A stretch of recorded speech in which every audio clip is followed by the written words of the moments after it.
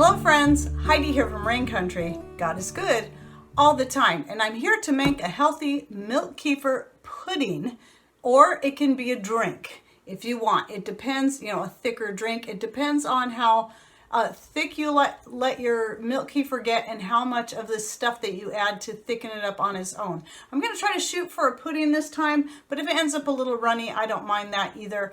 But I tried this the other day and thought it was really good. Now, the idea came to me because my last milk kefir video that I did, I'll go ahead and link to up here, I had some people just throwing out some ideas of what they like to do with theirs.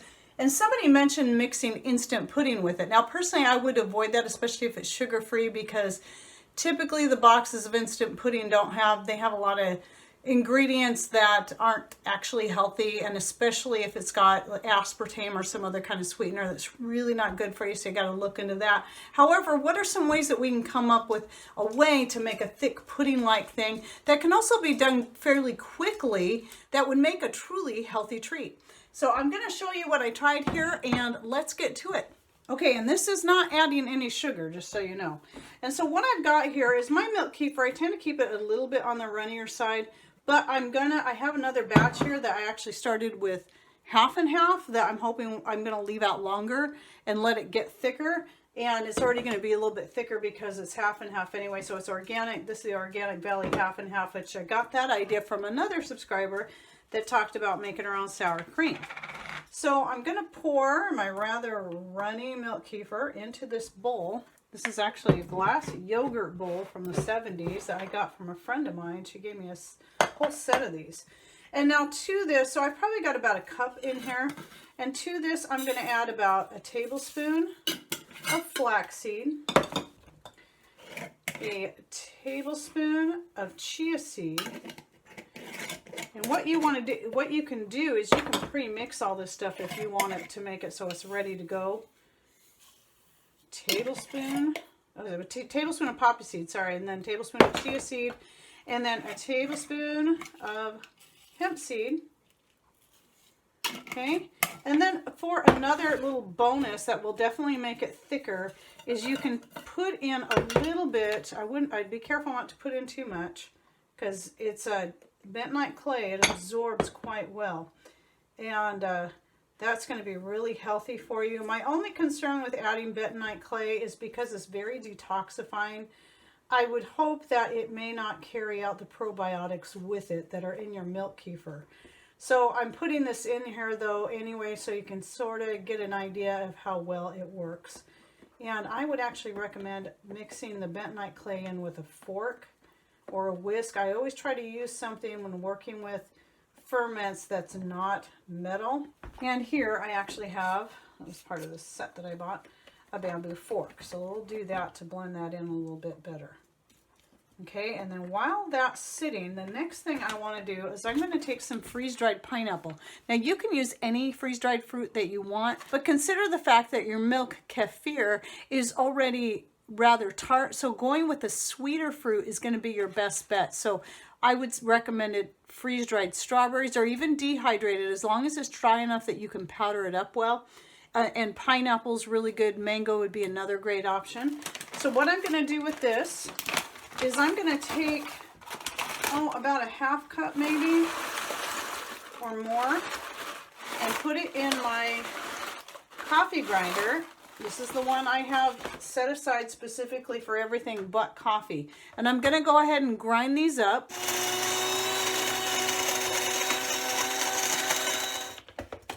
And I'm going to have it not be completely powdered up. I want to leave some chunks in there. You don't have to do that. You can have it completely powdered up just for the flavor. But this is going to add flavor and sweetness and also help thicken up that milk kefir even more. But I like having those little pieces in there as well, just so long as they're not too big. So we're going to add that in there. And it might equal about a quarter cup by the time you get it powdered up. Okay, and then mix that in there real well. You can see this is already, especially because of the bentonite clay, the seeds are soaking, so they're taking up using up a lot of liquid there. And then the bentonite clay is also thickening up the kefir, and then the pineapple will too. So The pineapple is going to give it sweetness without just using the natural fruit sugars in there. And then I recommend letting this sit for even as much as an hour to let those seeds continue soaking. And if it looks like it's getting too thick, you can even add a little bit more milk kefir to it. So, so this is doing several things. Like chia seed is another real good one for detoxifying. And so this is just going to be a very, very gut-friendly, healthy treat. I want to let it soak for at least a good 15 minutes, but I would say up to an hour for the best, for the best bet. This could be something, if it's something you wanted to take to work with you, you could pre-mix it before you go, and then, put it in a little container that will keep it somewhat, well, it doesn't have to be cold. It's kefir. It's not gonna go bad. It's actually just gonna ferment more if it gets warmer, which is just fine. This is pretty much like pudding already, but we'll come back in a bit and check on it. I'm just going to set my little glass lid on there and I'll be right back. All right, well, I'm back. It's only been about 15 minutes, but you can see here just how thick this is. And you saw how runny it was when I put in there. In fact, just in case you missed it, you can see here, see how runny that is in there? And that was the same milk kefir that I used in this. And so it's gotten very thick. And again, you can leave out any of the ingredients I used or use any bunch of seeds that you want, but I would recommend specifically the flax and the chia that you put in there, because those are the two seeds that are really going to thicken it up, because we know that, they both will kind of swell up and get a little bit gelatinous on their own. In fact, chia, some of you may know that chia can be used to make a jam, and I've done it before. I've made a strawberry jam using chia seeds and uncooked jam, so it was totally raw jam using just chia seeds and fresh strawberries and honey, I think it was, and boy, it was good. So you can do that. I tried it doing strawberry rhubarb, and for some reason, I think it was the rhubarb, it would never thicken up, but just the plain strawberry worked out really good. So anyway, yeah, look how thick that is. So you got a very healthy milk kefir pudding, and it's quite tasty. The pineapple that I put in there was just the right amount. It has a nice, strong, sweet pineapple flavor. And I'm going to actually eat this later, but I'm just going to leave it on the counter and let it just continue to ferment. It doesn't need to get any thicker, that's for sure, but I don't think it's going to get any thicker than this.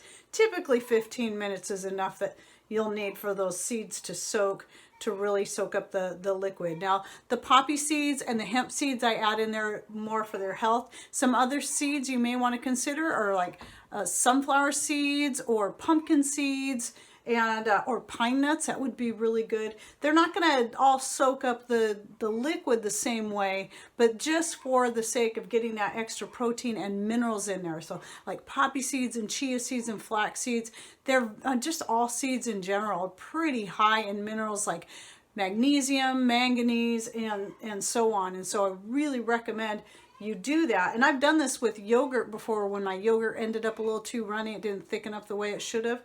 And it was a good way that I could still get my yogurt thick and then get all those seeds and the good probiotics that are in either the yogurt or the milk kefir.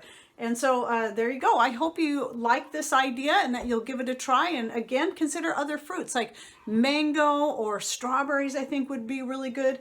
Now, I don't know if the Mother Earth Products has their organic strawberries back in there, but I do have a link down below to the Mother Earth Products freeze-dried fruits, and you can check that out. And if you go through my link, you actually get 10% off your order. I really like Mother Earth Products. I do hope they come out with more organic stuff, but all their stuff is non-GMO and very good. I just am been very pleased with them and the way they work. And the more you order from them, the more points you can build up that you can use as a discount on future orders. And if you order, I think it's $99 worth, you can get free shipping. So I'm very pleased with them. I pretty much switched to them over Honeyville. If you want the number 10 cans, you would need to go to Honeyville. But the thing that's nice about this, I have tons of number 10 cans. Mother Earth Products doesn't sell it in cans, they sell it in bags, but they sell it in bags of any size you want.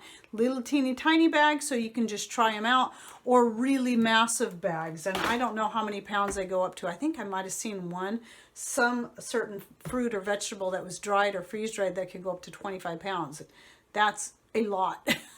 But I've ordered 5-pound bags before of various things, and boy, I tell you, it's really good. And the pineapple is so tasty. I can eat it right out of the bag. You can also vacuum seal like I did. I think I have a video I might have done, and if I have it, I'll go ahead and link to it up here. If you do get the bigger bags, just jar them up and vacuum seal them like I did with when I got the corn, the non-GMO organic corn, and the mushrooms, and the freeze-dried cherries, and a couple other things, carrots, because I really like the carrots. And then I just get the bigger bags, and then I jar them up and vacuum seal them, and that keeps them crispy and very well preserved until I need them, until I open the jar. Okay, well, I hope you enjoyed this video and you learned something new. Thanks for watching. Take care, and God bless.